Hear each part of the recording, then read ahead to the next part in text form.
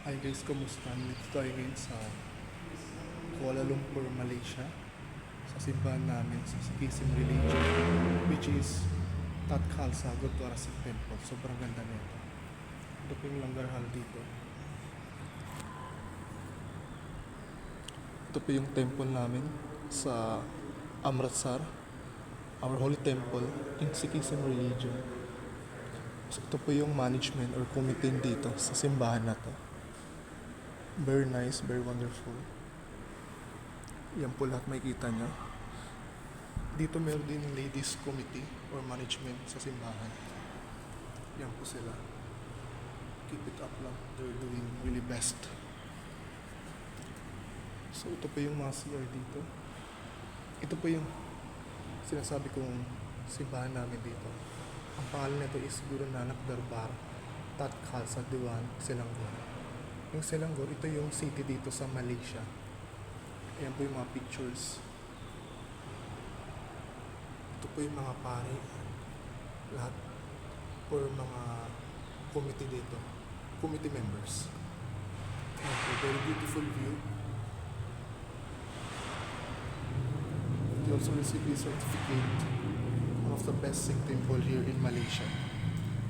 So, bago tayo umakyat, kailangan na-cover yung head mo kasi sa religion namin yan, it's Inirehat Maryada. Tapos ito po yung kung saan ipa-place yung mga sapatos. Kasi we are not allowed to enter with shoes.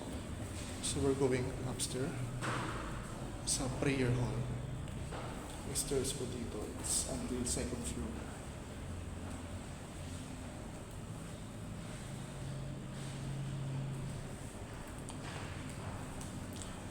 Dito pala sa religion namin guys, 24 hours free kitchen or free foods kasi it's a part of our religion. Walang bayad po yung kahit ano man na religion na meron ka. Everyone is welcome in our Sikh temples. Ito po yung mga tao pumunta rito para mag-visit or para magsimba. Ito po yung main darbar. Ibig sabihin, you are now entering a prayer hall. Kung nasaan yung holy book namin, which is Guru Granth Sahib Ji. Kung sa Christianity, may Bible. Sa amin naman, Guru Granth Sahib Ji ang tawag. Ito yung Biblia namin. May elevator dito guys. Ito po yung 9th Guru namin. Si Guru Tegh Bahadur Ji. Ito po nakasulat. Ito yung schedule nila sa Pat Lehar. So,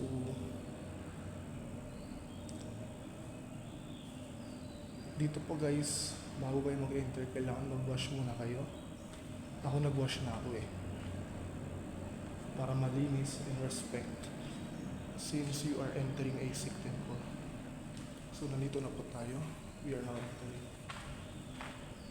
Hindi ako pwede mag-vlog masyado sa loob guys kasi it's irrespectful. You should give respect kasi it's a prayer hall eh. Bawal tayo makadisturb kaya itour ko lang kayo ng konti lang.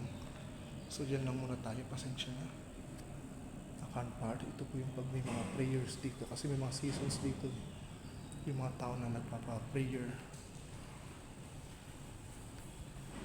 Dito na po tayo.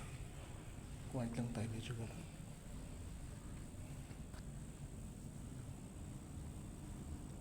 Ayan po yung family ko.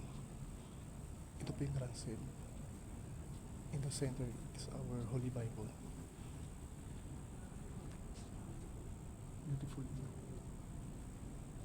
Tapos dito, yung mga pari namin kung saan sila nagpe-pray or nag-worship songs. Kaso ngayon wala pa eh.